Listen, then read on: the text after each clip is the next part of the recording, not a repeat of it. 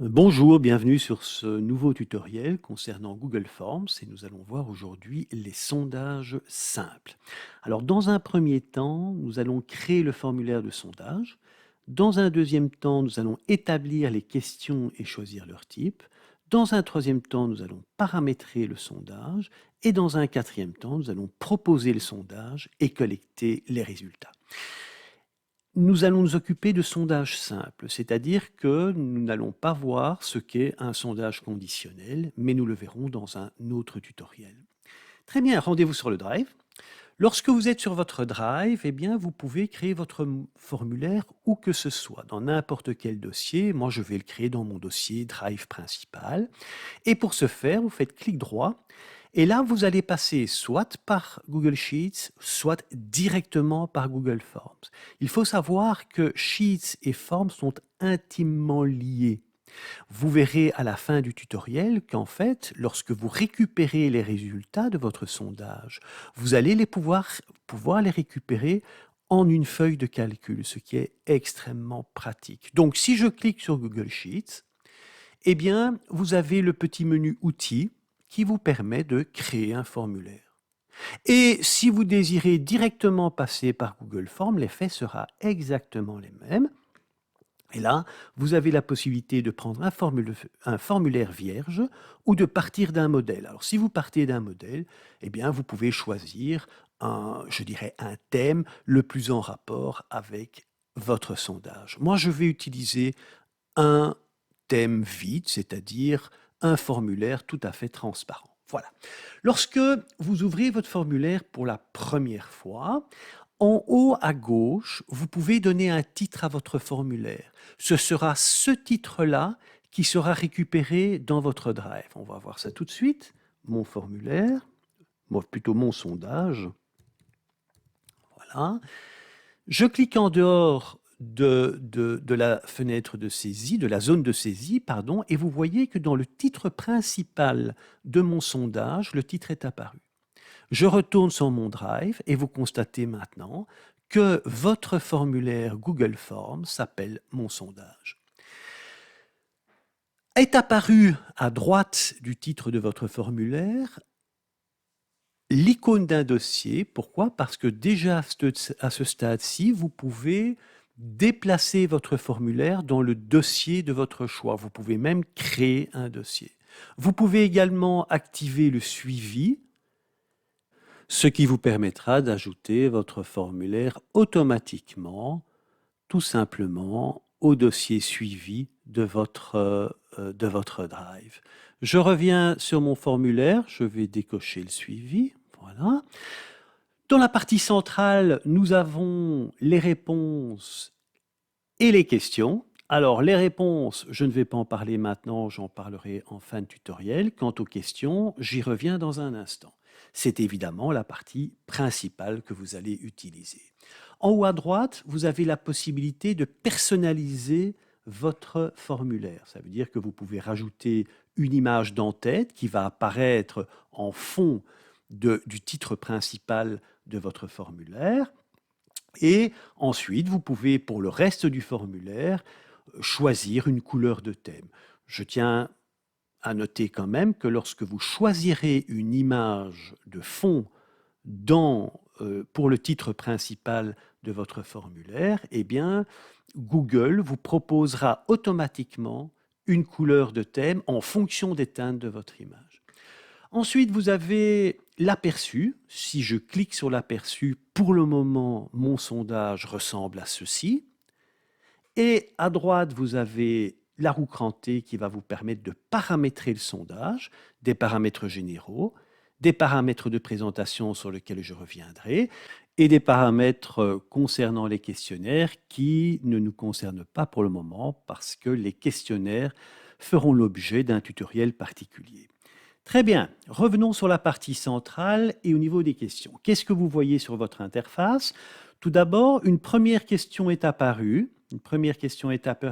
Et vous avez le titre de la question. Alors, on va commencer. Je vais par exemple mettre non. Vous pouvez rajouter une image. On ne va pas le faire maintenant, mais on verra tout à l'heure qu'on peut rajouter une image. Et vous avez ici, 11 possibilités de questions.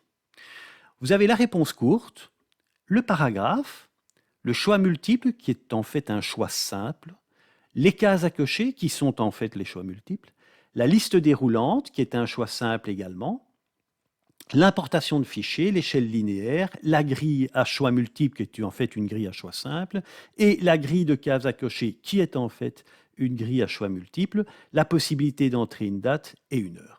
Donc, pour chaque question, à tout moment, vous pouvez choisir un de ces types de questions. Il y en a 11. Sur la droite, vous constatez qu'il existe une petite palette de menus. Dans ce menu, vous pouvez ajouter une question, vous pouvez importer des questions, nous le ferons plus tard dans le tutoriel, vous pouvez rajouter des titres, intercaler des titres au milieu de vos questions, vous pouvez rajouter des images, les intercaler entre vos questions, vous pouvez même rajouter des vidéos et vous pouvez ajouter des sections, ce qui nous permettra de créer des blocs cohérents de questions. Bien, si je prends ma première question non là que j'ai un petit peu abandonnée, eh bien, qu'est-ce que je vais demander? Je vais demander une réponse courte. Pourquoi? Mais parce que je demande le nom de l'utilisateur.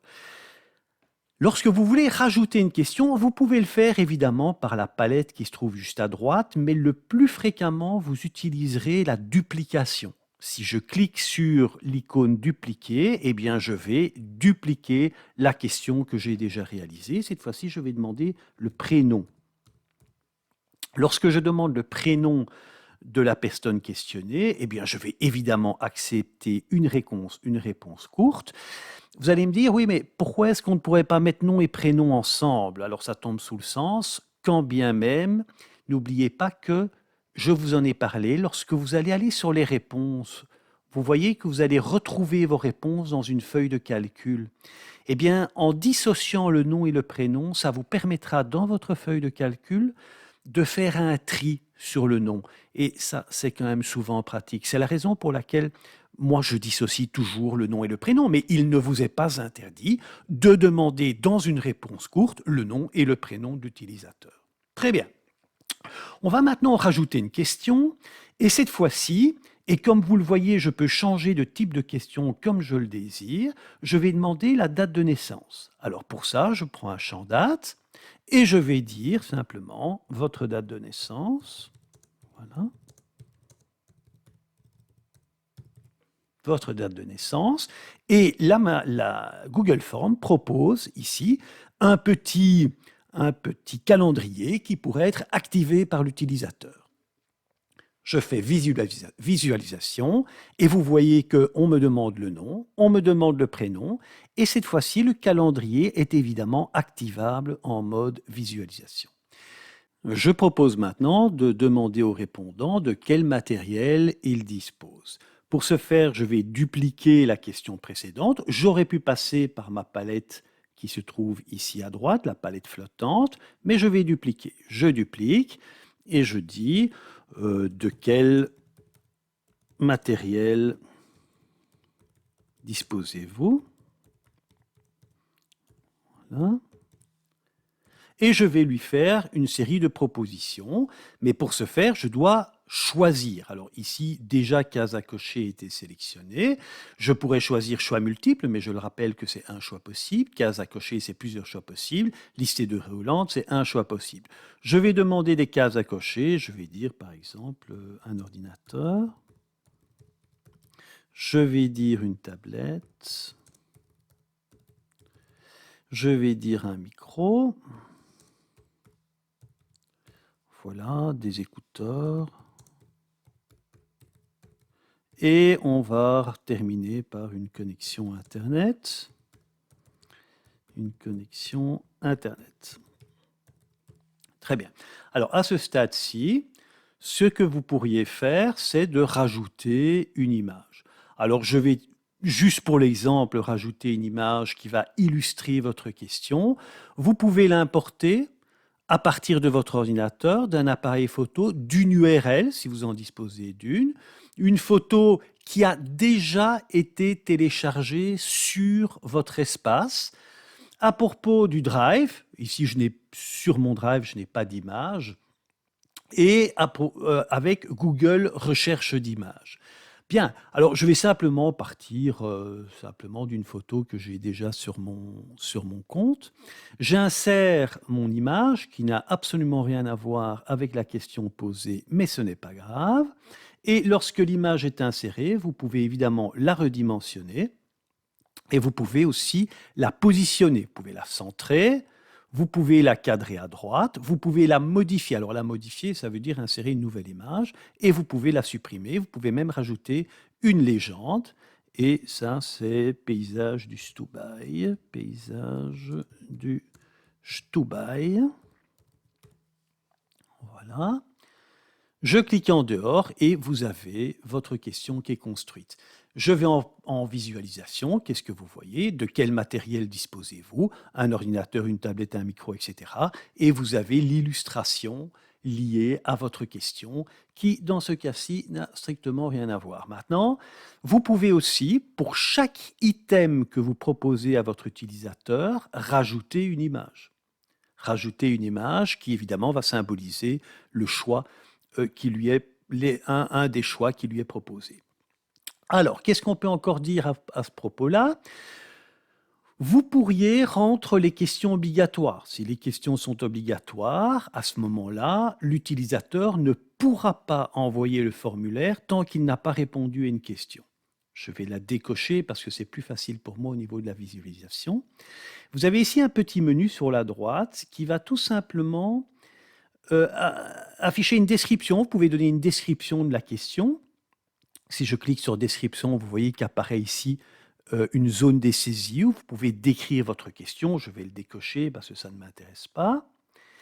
Par contre, ce qui est beaucoup plus intéressant, c'est la validation de la réponse. C'est-à-dire que lorsque vous faites validation de réponse, la Google Form vous demande sélectionner au minimum. C'est-à-dire combien l'utilisateur doit-il sélectionner au minimum d'éléments? Alors, vous avez ici au minimum, vous avez au maximum, exactement. Alors, je pourrais dire simplement au minimum, par exemple, 2 éléments. Texte d'erreur personnalisé, je pourrais dire sélectionner, oui, au moins 2 éléments sélectionnés, au moins 2 éléments sélectionnés.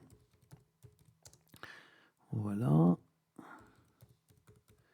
Si vous allez vers votre aperçu maintenant, et que je coche un seul élément, qu'est-ce qui me dit? Au moins 2 éléments sélectionnés. Je coche un 2e élément, tout va bien. Attention, si j'en coche un 3e, ben, tout va bien, puisque c'est au moins 2. Je décoche, réapparaît le message d'erreur. Donc, je vais reprendre mon code ici. Pardon, oui, je quitte mon aperçu et je vais garder la sélection d'au moins 2 éléments.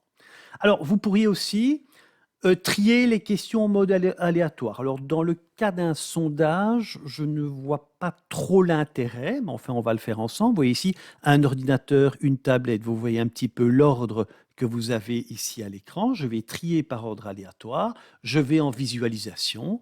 Et vous voyez que cette fois-ci, la connexion Internet qui était en dernier lieu apparaît en 3e position. Alors, je ne vois pas trop l'intérêt dans un sondage. Par contre, dans un questionnaire que nous verrons dans un autre tuto, ça prend évidemment tout son sens et toute sa dimension. Nous allons maintenant proposer à l'utilisateur d'importer un fichier. Alors, je vais rajouter une question. Je vais le faire cette fois-ci avec ma petite palette flottante. Je fais plus et je dis veuillez importer votre fichier. Et là, vous allez choisir l'option importer un fichier. Alors, quand vous cliquez cette option-là, tout d'abord, Google Forms vous demande d'autoriser les personnes à importer dans le Drive. Vous faites continuer. Et Google Forms va vous demander si vous voulez n'autoriser que certains types de fichiers. Si vous prenez cette option, il vous dira, tiens, je n'autorise par exemple que les documents et que les images. Et à ce moment-là, il fera un tri à partir de l'extension des fichiers envoyés pour savoir s'il peut accepter ou pas accepter le fichier. On se doute bien que si on peut envoyer des documents, eh bien, Google Forms va accepter les docx, il va accepter les txt, il va accepter les odt, etc. Si vous importez des images, il autorisera du BMT, du JPEG, etc. Donc, moi, je vais tout décocher et je vais dire que j'autorise tous les fichiers. Vous pouvez aussi limiter le nombre de fichiers importés, 1, 5, 10, alors on va se limiter à 1, et également au niveau de la taille du fichier, et nous allons dire que 10 mégaoctets, c'est quand même un maximum. Très bien. Alors, comment est-ce que ça se présente? Ben, ça se présente extrêmement simplement. Si vous allez en visualisation, ben, vous voyez que vous avez ajouté un fichier et l'utilisateur, à ce moment-là, va importer un fichier de son ordinateur vers votre Drive. Alors, si vous faites l'option, je reviens, si vous autorisez par exemple 5 fichiers, qu'est-ce qui va se passer? Eh bien, on fait la visualisation et on va voir ici que vous allez pouvoir glisser, déposer jusqu'à 5 fichiers. D'accord? Et donc, c'est Forms qui contrôlera le nombre de fichiers qui seront téléchargés. Il est à noter que les fichiers téléchargés se retrouveront dans un dossier dédié qui se trouvera dans le même dossier que celui qui contient votre formulaire de sondage. OK, alors on va revenir vers notre formulaire et on va voir une nouvelle petite question qui est quelque chose qu'on fait fréquemment avec un sondage, c'est demander l'avis de l'utilisateur. Alors j'ai rajouté une question avec ma petite palette flottante et je vais prendre une échelle linéaire. Alors une échelle linéaire, c'est une échelle qui va de 0 à 1, donc de 0, on va prendre 0 à 10 maximum, et vous allez placer à côté de 0 et à côté du 10 un texte qui est facultatif au demeurant, et on va dire par exemple ici pertinent, on va dire plutôt non pertinent. Non pertinent. Je parle de mon sondage, évidemment. Et on va aller jusqu'à très pertinent. Voilà. Et donc, vous allez proposer à l'utilisateur cette échelle linéaire. On va voir un petit peu ce que ça donne côté visualisation. Et côté visualisation, qu'est-ce que vous voyez? Vous voyez que vous avez tout simplement ici la possibilité pour le répondant de cocher un avis, une appréciation, et vous, ce que vous allez récupérer, évidemment, c'est la valeur chiffrée que l'utilisateur aura sélectionnée. Vous pouvez effacer la sélection et recommencer. Très bien. Alors maintenant, vous voyez ici que j'ai page 1 sur 1. Alors, ceci n'est pas arrivé par hasard. Je vais reprendre mon formulaire. Lorsque vous allez sur les paramètres, donc la roue crantée, eh bien, vous voyez que dans la présentation, vous avez la possibilité d'afficher la barre de progression. C'est de ça qu'il s'agit. Alors, c'est très pratique, surtout sur ce que je vais vous annoncer maintenant. C'est la possibilité de créer des sections. Pourquoi? Parce que lorsque vous faites un sondage ou un questionnaire, il est important souvent de grouper les questions de même nature. Et pour grouper les questions de même nature, vous pouvez découper votre formulaire en sections. Alors si je clique sur section, vous voyez section rubrique 2 sur 2 ou section 2 sur 2. Je vais mettre un petit titre, je vais dire question tout simplement. Et je vais glisser, déposer les différentes questions que j'ai demandé, que j'ai posé à mon répondant. Alors c'est parfois un petit peu fin à manipuler. Voilà la première. La deuxième, c'est l'importation de mon fichier, des fichiers d'utilisateur que je déplace.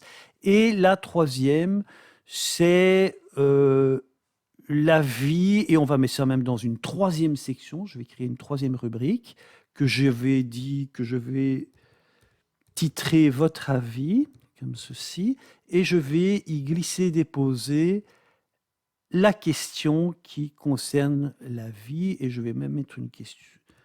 Je n'ai pas mis de question, votre avis, point d'interrogation. Alors, qu'est-ce que j'ai au niveau de ma visualisation, c'est assez intéressant parce que maintenant, vous avez un affichage rubrique par rubrique. Donc la première rubrique apparaît devant l'utilisateur. L'utilisateur voit, grâce à la barre de progression, qu'il est sur la page 1, 2, 3. Si je fais suivant, j'arrive sur ma deuxième rubrique. Mais voilà, j'arrive sur ma deuxième rubrique. Alors je sais ici que si je ne réponds pas, je vais avoir un problème.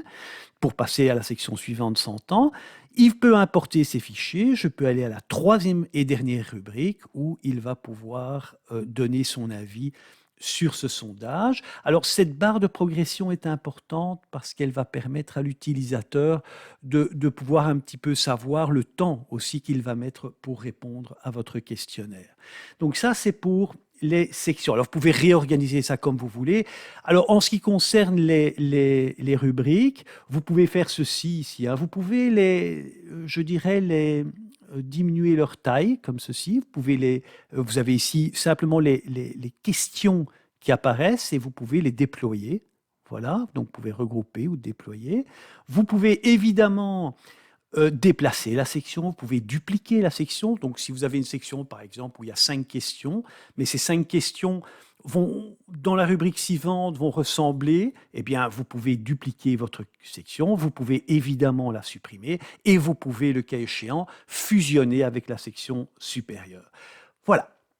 Alors, ceci étant dit, ben, qu'est-ce qui nous reste à faire là-dedans? Ben, la seule chose qui reste à faire, c'est ceci, vous voyez, c'est importer des questions. Vous voyez voir, c'est extrêmement simple. Vous cliquez sur importer des questions et là, vous avez tous vos formulaires, absolument tous, quel que soit le dossier dans lequel vous les avez déposés, qui vont apparaître sous vos yeux. J'en clique un au hasard, je le sélectionne et là, vous allez pouvoir soit tout sélectionner, soit sélectionner une question parmi d'autres. Si je fais importer la question dans ce cas-ci, eh bien, vous allez voir que j'ai effectivement ici importé une question. Si l'utilisateur entre la valeur 10, qu'est-ce que, etc. Et l'utilisateur peut répondre à la question. Donc ça, c'est extrêmement facile lorsque vous voulez évidemment créer des formulaires ou des sondages, je dirais, assez rapidement à partir de sondages, de formulaires ou de questionnaires précédents.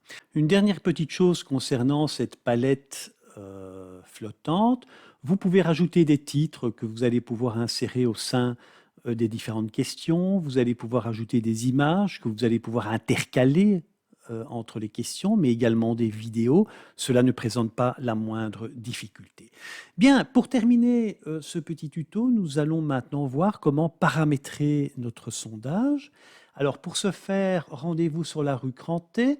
Les paramètres, alors au niveau des paramètres généraux, vous pouvez collecter les adresses e-mail. Ça veut dire que si vous cliquez sur collecter les adresses e-mail, tout simplement, Forms va rajouter une question concernant l'adresse mail de l'utilisateur. Vous pouvez, si vous collectez les adresses mail, envoyer une réponse, une copie de cette réponse vers ce mail, soit si l'utilisateur le demande, soit toujours. Enfin bon, ça c'est un petit peu à voir les choses. Alors vous pouvez limiter la réponse à une question, mais dans ce cas, l'utilisateur est dans l'obligation de se connecter à un compte Google. Il est obligé. Un autre compte, forcément, c'est un compte Google. Pourquoi? Mais parce que c'est la seule possibilité pour Forms de contrôler si la réponse a déjà été donnée ou n'a pas encore été donnée. Très bien. Alors, les répondants peuvent modifier les réponses après l'envoi. Eh bien, tout simplement, après l'envoi, l'utilisateur va avoir un petit lien qui lui permet de modifier la réponse. On va voir tout ça tout de suite ensemble. Je vais décocher ça. Consulter les graphiques aussi des différentes réponses qui ont été données.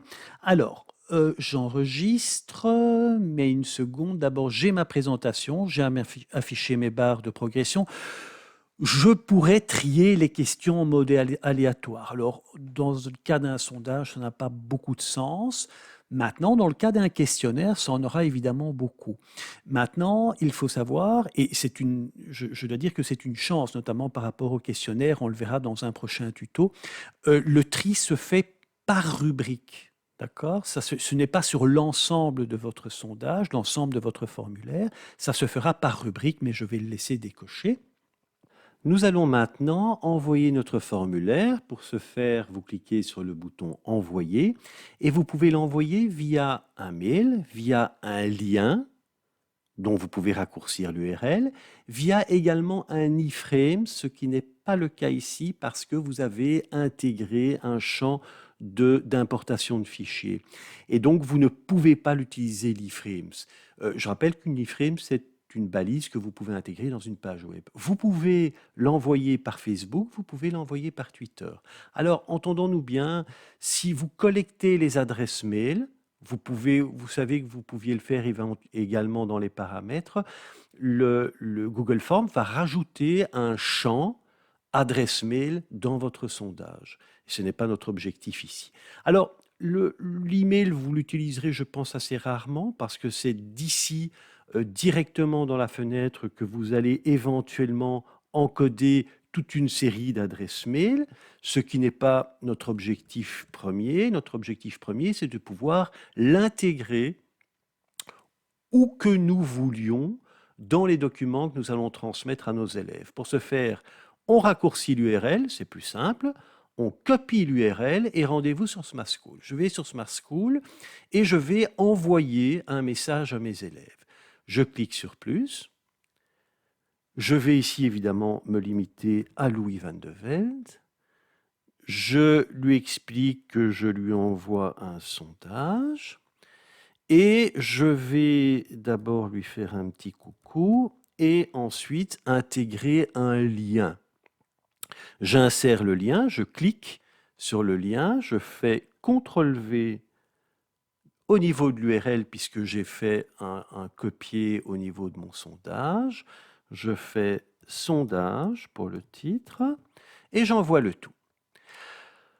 Lorsque j'ai envoyé mon sondage, voilà, je clique envoyer, bien Louis van de Velde a reçu un message et j'ouvre mon message et je suis invité à répondre à un sondage. Je clique sur le lien et voici ce que je reçois. Je reçois tout simplement l'ensemble du questionnaire auquel on m'invite à répondre. Constatez que le petit texte qui s'est rajouté ici en dessous du titre de votre sondage est apparu tout simplement parce que vous avez demandé un champ d'importation de fichiers. S'il n'y a pas de question ou de champ d'importation de fichiers, ce texte n'apparaîtra pas. Et je réponds donc aux différentes questions. Donc c'est Van de Velde, c'est Louis. Ma date de naissance, tout le monde s'en moque. Voilà, je vais à la rubrique suivante. La rubrique suivante, on m'invite à rentrer le matériel dont je dispose. Je suis très riche en matériel. J'ajoute un fichier. Je vais sélectionner un fichier sur mon ordinateur. Voilà, je vais prendre n'importe lequel, 6 fin année, celui-là par exemple. Je l'importe. Et je passe à la rubrique suivante où on me demande ce que je pense de ce sondage qui est fondamentalement pertinent. Voilà. Et j'envoie le tout. À ce moment-là, étant donné que vous n'avez pas limité les réponses à une seule réponse, on vous propose d'envoyer une nouvelle réponse. Alors ben voilà, je vais envoyer une nouvelle réponse. Envoyer une nouvelle réponse, et cette fois-ci, c'est Van Klemput, Petronella,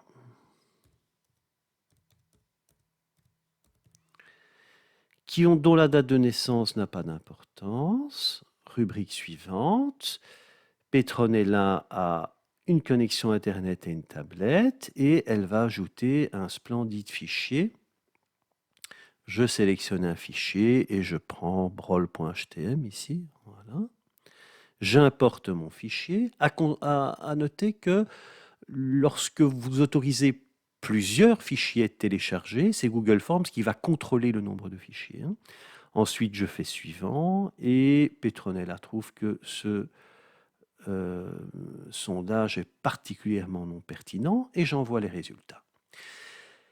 Bien, maintenant je vais fermer cette fenêtre. Pourquoi? Parce que l'utilisateur a répondu au sondage et je retourne sur mon espace, sur mon sondage. Qu'est-ce que vous voyez apparaître?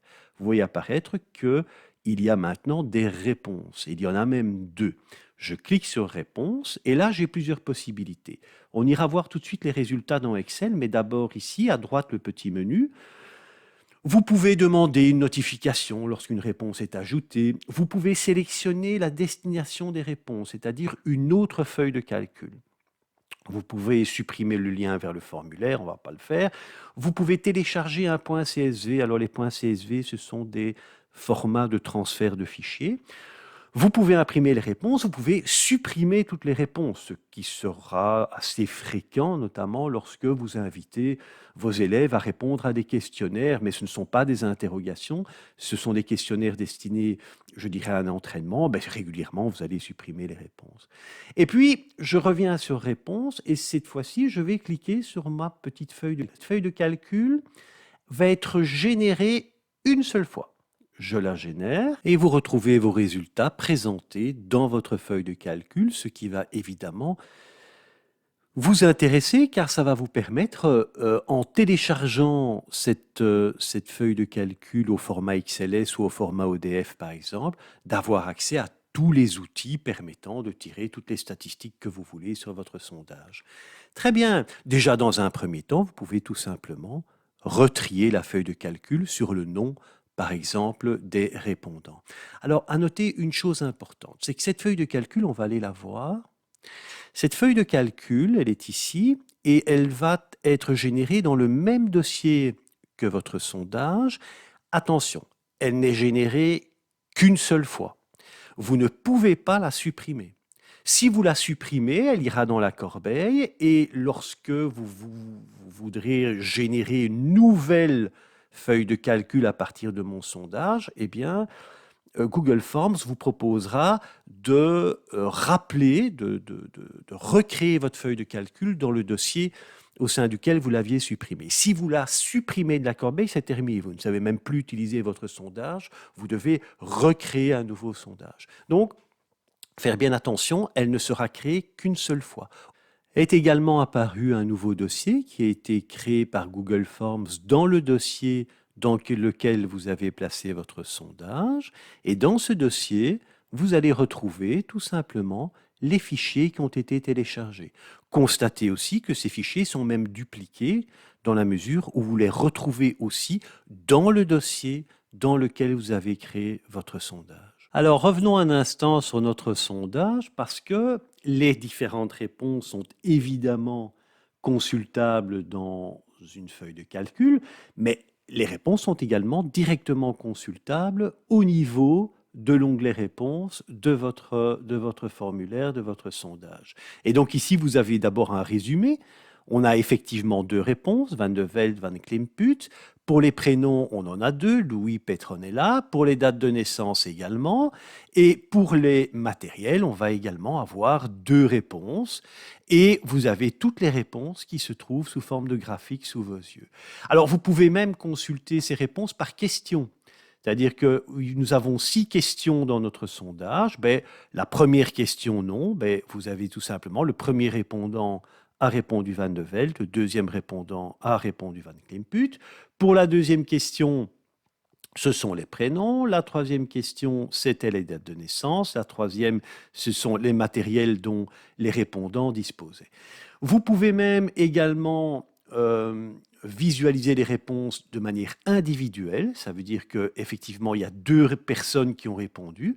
Mais la première personne, c'est Van de Velde Louis, avec l'ensemble des réponses aux différentes questions. La deuxième personne, c'est Petronella Van Klimput, avec également l'ensemble de ses réponses. Donc vous voyez que vous avez là, avec la possibilité évidemment d'imprimer votre réponse, la possibilité aussi de supprimer la réponse.